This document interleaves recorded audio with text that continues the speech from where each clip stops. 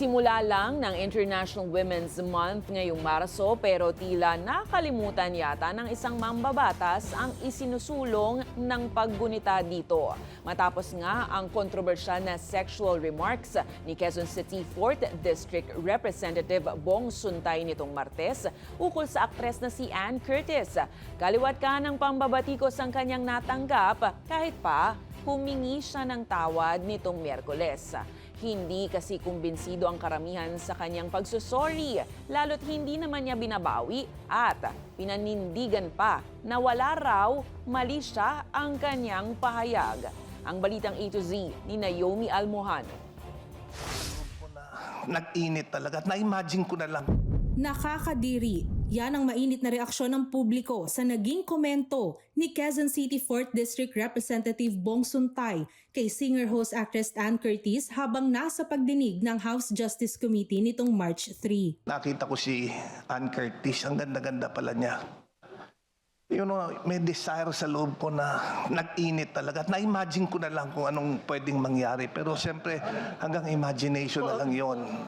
Agad namang umalma ang mga kapwa kongresista at ipinatanggal sa record ang pahayag na lumabas sa panahon pa man din ng Women's Month. Hindi naman ito pinalampas ng kapatid ng aktres na si Jasmine Curtis Smith. Isa itong pagpapalakas sa kultura na tinatrato ang kababaihan bilang bagay na maaring pagnasaan sa halip na bilang isang taong may sariling pag-iisip, kakayahan at kalayaan. Ilan pa sa kumundina sa pahayag ni Suntay sina Quezon City Mayor Joy Belmonte, mga kasamahan ni Ann sa showbiz at Safe Spaces Act author Senator Risa Ontiveros. Sa harap ng batikos ng publiko, mensahe ni Suntay ngayong araw. Kay Miss Ann Curtis rin, kung nasaktan siya sa sinabi, ulitin ko, there was no malice intended at tayo hinihingi ng dispensa sa kanya. Pero ang mambabatas, walang pagsisisi at hindi rin binabawi ang mga sinabi tungkol kay Ann. I stand by my statement that that analogy was used to prove that statements are oftentimes taken out of context. Na-offend ako para sa lahat ng kababaihan, lalo na kung ipagmamalaki pa na karangalan ng isang babae na siya ay pagpantasyahan. Babala naman ng Malacanang maaring may pananagutan sa batas ang ganitong pahayag. Hindi po ito masasabing walang krimen. The mere fact na sinabi niya to in public, to the public, pertaining to a particular person,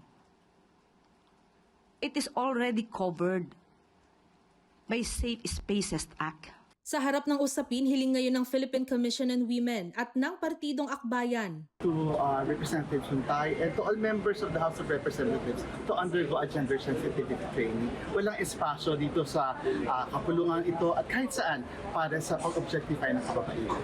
We should work for safe spaces in our society. We should work for respect for women. Wala pang pahayag si Ann kaugnay ng issue. Sa mga kababaihan namang nakararanas ng anumang sexual harassment, huwag magdalawang isip na sumangguni sa Violence Against Women Desk sa inyong barangay at sa mga government and non-government hotlines.